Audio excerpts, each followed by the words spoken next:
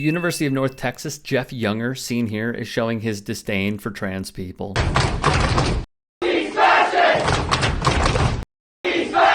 In the red MAGA hat is allegedly a bigoted troll named Kelly Neidert, who you may recall from this video. How do y'all live, honestly? How do we live? Yeah. Y'all pretend to be Christians. Y'all aren't even Christians. Get the out of here. All right. Have a nice day. You stop this I'm kind. Don't do that. All right. Well, you're going on TikTok. I have 64,000 followers, so. Oh, they're all bastards. Yeah, they're not, but you probably are. Fake-ass Christian. All right.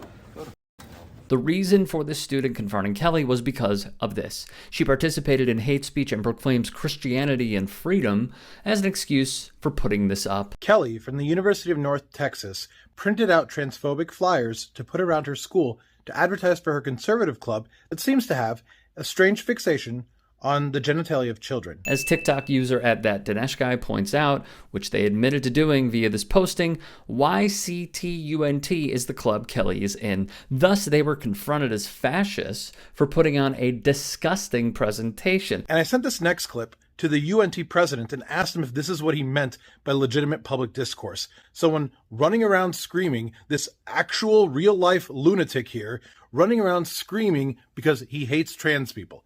You guys are losers! You're upset! Dude, I'm not upset!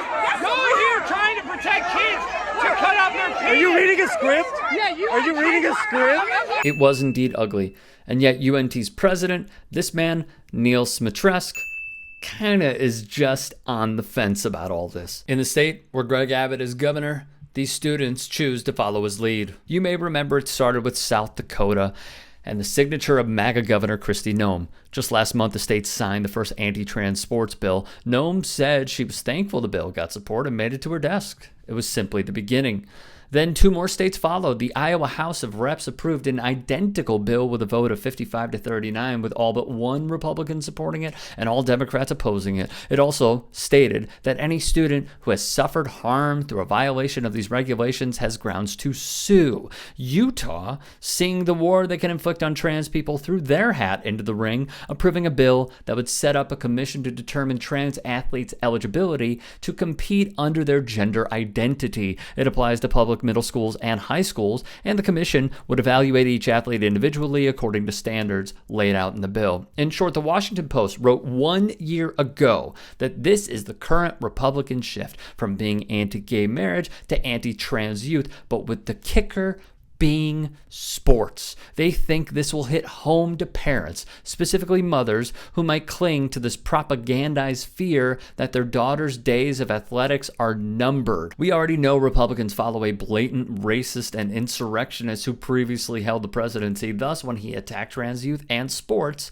it came as no surprise so many members of the GOP fell in line. The law you just signed banning transgender female athletes from playing on women's school sports teams. Can you give me one example of a transgender child trying to get an unfair advantage? Just one in your state. You signed a bill about it. No, I can't really tell you one. And yet, when presented with a simple question, they have no answer, like West Virginia Governor Jim Justice. In 2021, The Intercept's Natasha Leonard wrote, last year saw a frightening uptick in anti-trans legislation. Legislatures in a record 34 states introduced 147 anti-trans bills. This year's already set to see an even more extreme escalation. John, I really believe that all lives matter. Oh, but do they, Michael Pence? They don't give a damn about the Trevor Project's latest findings, which wrote unaliving is the second leading cause of death among young people, with LGBTQ plus youth being 4 times more likely to seriously consider it, to make a plan for it, and to attempt it than their peers. This didn't stop the Indiana Senate from showing their hate for trans youth. With a vote of 32-18, it now awaits Indiana Governor Eric Holcomb's signature. Same with Mitch McConnell and Rand Paul's state of Kentucky, which approved their own measure to discriminate against trans youth. When asked if he could provide examples, Henderson Republican Senator Robbie Mills couldn't name a single one. So y'all, this is pretty much where we're at right now in 2022. Republicans pushing discriminatory bills for political clout and fear-mongering with parents to get votes and retain power. It's a sad state of affairs, but it's Republicanism 101, as we've stated many times over in these anti-trans sports bills. As Dave Zirin wrote, if you don't see the connection between the sports bills and the broader criminalization of the parents, teachers, and healthcare providers of trans kids, then you are choosing not to see it.